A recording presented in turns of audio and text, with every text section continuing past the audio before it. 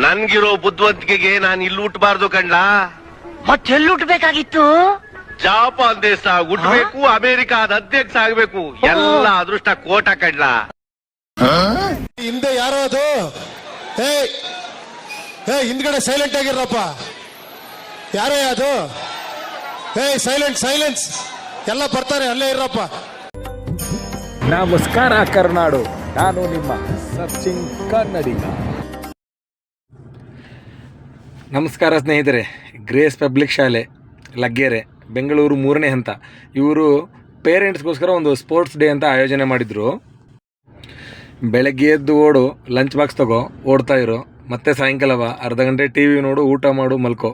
ಈ ರೂಟೀನಲ್ಲೇ ಮುಳುಗೋಗಿರೋಂಥ ಪೇರೆಂಟ್ಸ್ಗೆ ಇದು ನಿಜವಾಗ್ಲೂ ಮೈಂಡ್ ಫ್ರೆಶ್ ಆಗೋವಂಥ ಒಂದು ವಾತಾವರಣನ ನಿನ್ನೆ ಕ್ರಿಯೇಟ್ ಮಾಡಿದಂತೂ ಸುಳ್ಳಲ್ಲ.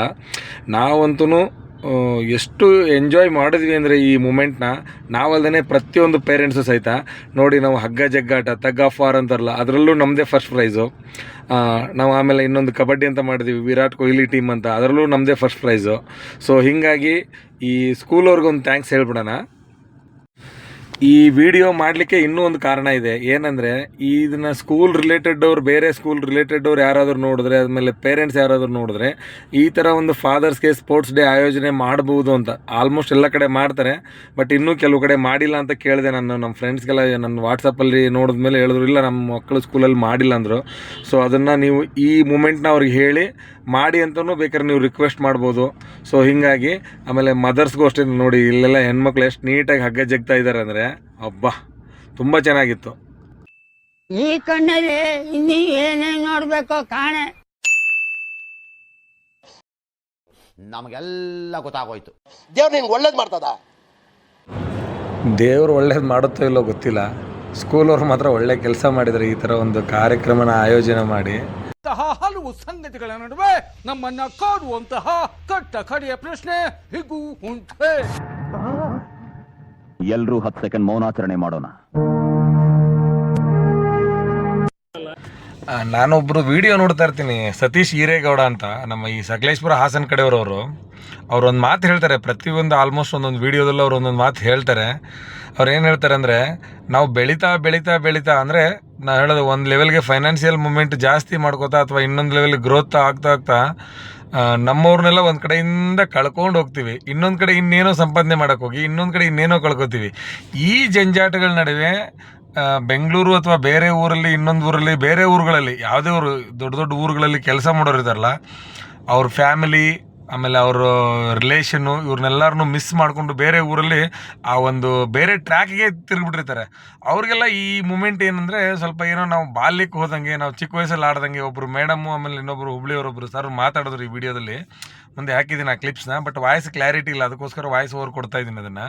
ಅಂದರೆ ನಾನು ಮೈಕ್ ತೊಗೊಂಡು ಹೋಗೋಕ್ಕಾಗಿರಲಿಲ್ಲ ಅಲ್ಲಿ. ಅವ್ರು ಏನು ಹೇಳ್ತಾರೆ ಅಂದರೆ, ಸರ್ ನಾವು ಒಂದು 20-25 ವರ್ಷ ಹಿಂದಕ್ಕೆ ಹೋಗ್ಬಿಟ್ವಿ ಅಂತ ಒಂದು ಮಾತು ಹೇಳಿದ್ರು. ಏನೋ ನಂದು ನೋಡ್ದ ಬೇವರ್ಸಿ ನನ್ನ ಮಗನೇ, ಯಾವತ್ತ ಗದ್ದೆ ತಾವ ಒಂದು ತೋರಿಸ್ತೋ ಏನೋ, ಅವತ್ತಿಂದ ನನ್ನ ಲೈಫ್ ರಿವರ್ಸ್ ಆಗೋಯ್ತು. ಕೊರ್ಗಿ ಸಾಯ್ತಾ ಇದೀನಿ. ಈಗ ನಿಂದ ಬೇರೆ ನೋಡ್ಬೇಕಾ? ಅಣ್ಣ, ನಾನು ಹೇಳಿದ್ದು ನಮ್ಮ ಕಬಡ್ಡಿ ಆಟ ನೋಡ್ದ, ನಮ್ಮ ತಗ್ ಆಫ್ ವಾರ್ ನೋಡ್ದ, ನಮ್ದು ರನ್ನಿಂಗ್ ರೇಸ್ ನೋಡ್ದ ಅಂತ ಹೇಳಿದ್ದು. ನೀನೇನಣ್ಣ ಎಲ್ಲೆಲ್ಲ ಹೋಗ್ಬಿಡ್ತೀಯ? ಈ ಕಾಮಿಡಿಗಳನ್ನೆಲ್ಲ ಮಿಕ್ಸ್ ಮಾಡಿರೋ ಉದ್ದೇಶ ಏನಂದರೆ, ಸ್ವಲ್ಪ ನಿಮ್ಮ ಮುಖದಲ್ಲಿ ಈ ವಿಡಿಯೋ ನೋಡ್ಬೇಕಾದ್ರೆ ಇನ್ನೂ ಸ್ವಲ್ಪ ಹೆಚ್ಚಿನ ನಗು ಬರಲಿ ಅನ್ನೋ ಉದ್ದೇಶಕ್ಕೆ ಮಾತ್ರ. ದಯವಿಟ್ಟು ಯಾರ್ಯಾರು ನಮ್ಮ ಚಾನಲ್ನ ಸಬ್ಸ್ಕ್ರೈಬ್ ಮಾಡ್ಕೊಂಡಿಲ್ಲೋ ದಯವಿಟ್ಟು ಸಬ್ಸ್ಕ್ರೈಬ್ ಮಾಡ್ಕೊಳ್ಳಿ, ಬೆಲ್ ಐಕನ್ನ ಕ್ಲಿಕ್ ಮಾಡಿ. ನಾನು ಇನ್ಸ್ಟಾಗ್ರಾಮ್, ಫೇಸ್ಬುಕ್ ಮತ್ತು ಯೂಟ್ಯೂಬಲ್ಲಿದ್ದೀನಿ. ದಯವಿಟ್ಟು ನಮ್ಮನ್ನು ಪ್ರೋತ್ಸಾಹಿಸಿ ಅಂತ ಕೇಳ್ಕೊತಾ ಇದ್ದೀನಿ. ಧನ್ಯವಾದಗಳು.